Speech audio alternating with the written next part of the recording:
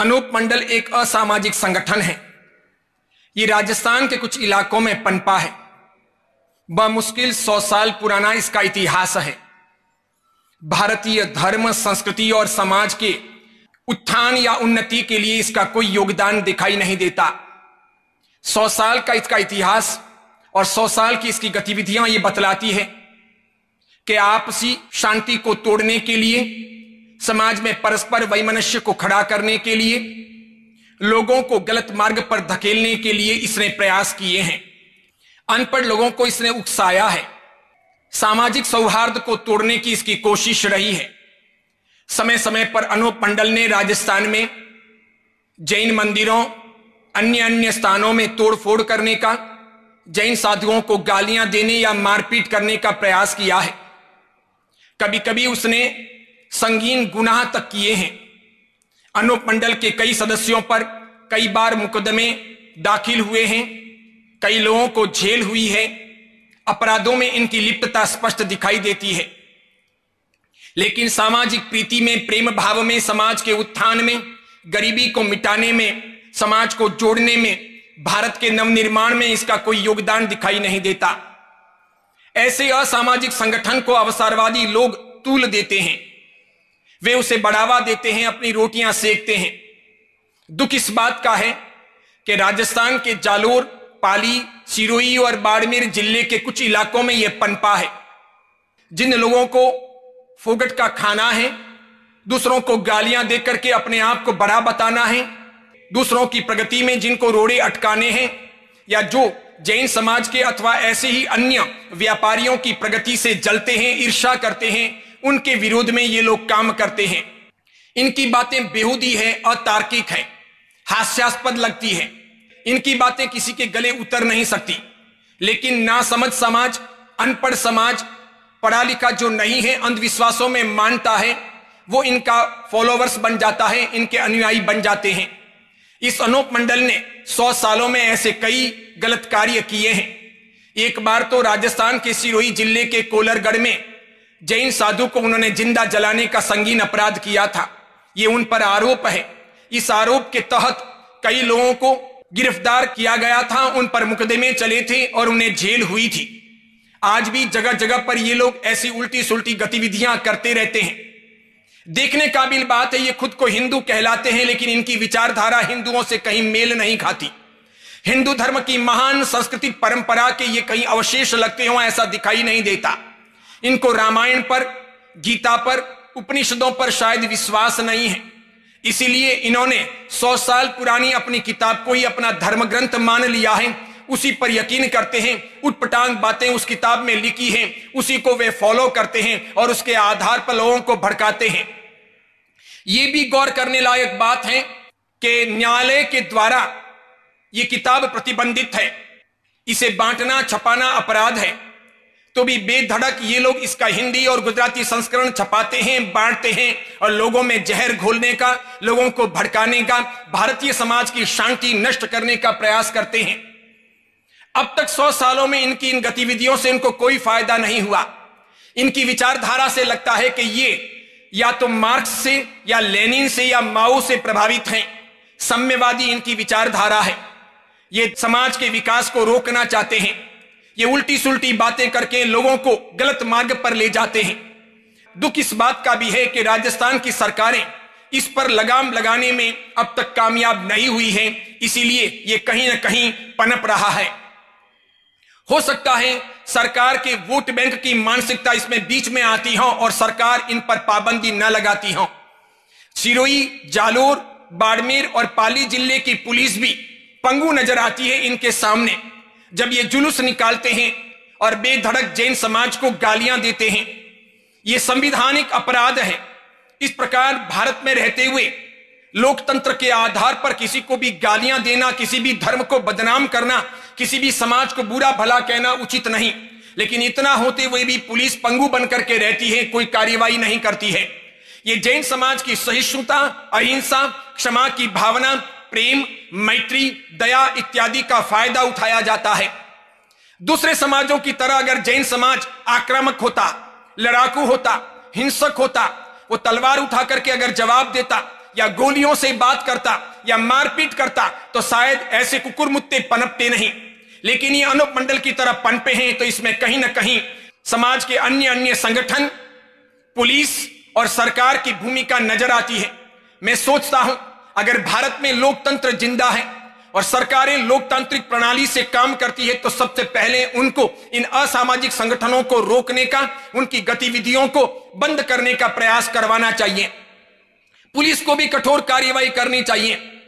पिछले दिनों राजस्थान के शिवगंज शहर में एक मुर्दे को लाकर जैन मंदिर के बाहर इन लोगों ने बिठा दिया था और यह आरोप लगाया जा रहा था कि जैनों की वजह से इस प्रकार मौतें होती हैं। कितना बेहुदापन है, कितना पागलपन है, कैसी नासमझी है। जन्म और मरण किसी के हाथ में नहीं। अगर जैनों के हाथों में जन्म और मरण होता तो कभी जैन अपने मानने वालों को जन्म दे देते और अपने नहीं मानने वालों को मृत्यु दे देते। जन्म और मृत्यु तो कर्म के अधीन है। उसी प्रकार बारिश की बात हो, फसल की बात हो, दुष्काल की बात हो या महामारी की बात हो, किसी के हाथों में यह है नहीं। लेकिन जैन समाज के विरोध में लोगों को खड़ा करने के लिए ये ऐसे काम करते हैं। अनूप दास नामक एक व्यक्ति थे। उन्होंने एक बार जैन समाज के एक व्यक्ति से कुछ पैसे उधार लिए थे। वचन के अनुसार, वादे के अनुसार वे पैसे चुका नहीं सके, उन्होंने अदा नहीं किए। ये कैसी अनीति थी, कैसा अन्याय था कि जब चाहिए थे तब पैसे मांग करके ले लिए, वक्त आया तो लौटाए नहीं। जैन ने उनसे अपने उधार पैसे, बकाया पैसे वापस लौटाने की बात कही तो वो भड़क गए। उसके बाद में उसने जैन समाज के विरोध में अलग अलग प्रकार के कारनामे करने शुरू किए। आगे जाकर के उसने किताब लिखी और वही बातें अनूप मंडल के तौर पर प्रकट हुई। अब ऐसा अन्याय, ऐसी अनीति चलती हो और तब भी सब लोग चुप रहें। आपसे कोई चीज मांगे, आप दो और वापस वो न लौटाएं। आप मांगो तो वो आप पर गुस्से हो जाएं, आपके सामने आपराधिक रूप में प्रस्तुत हो। ये कैसा न्याय, ये कैसी नीति, ये कैसा संविधान, ये कैसा लोकतंत्र। इसीलिए मैं सभी समाजों से कहना चाहूंगा कि वे सावधान बने, अनूप मंडल के चंगुल में कहीं ना फंसे, अपने लिए आपराधिक स्थितियां मोल ना लें। ये पाप है, अपराध है जो अनूप मंडल के साथ में जुड़ते हैं। वे आज नहीं तो कल कहीं ना कहीं इसकी सजा भुगतेंगे। वो कानून की सजा भी होगी और वो ऊपर वाले की सजा भी होगी, क्योंकि जो अनूप मंडल अहिंसक समाज को गाली देता हो, अहिंसक साधुओं को मारता हो, लूटपाट करता हो, मंदिरों को तोड़फोड़ करने की प्रेरणा देता हो और नाना प्रकार की आपराधिक गतिविधियां आगे बढ़ाता हो, ऐसे को समर्थन देना, ऐसे का समर्थक बनना या ऐसे की बातों में कहीं ना कहीं सहभागी बनना, यह निम्न कोटि का अपराध है। ये कहीं ना कहीं सर पर फूटेगा, कहीं ना कहीं निकलेगा। इसीलिए ध्यान देने जैसी बात है। दूसरी एक गौर करने जैसी बात है कि भारतीय संस्कृति में जैन धर्म तो बहुत पुराना है। यह भारतीय संस्कृति का अभिन्न अंग है। इसका इतिहास लाखों करोड़ों वर्ष पुराना है।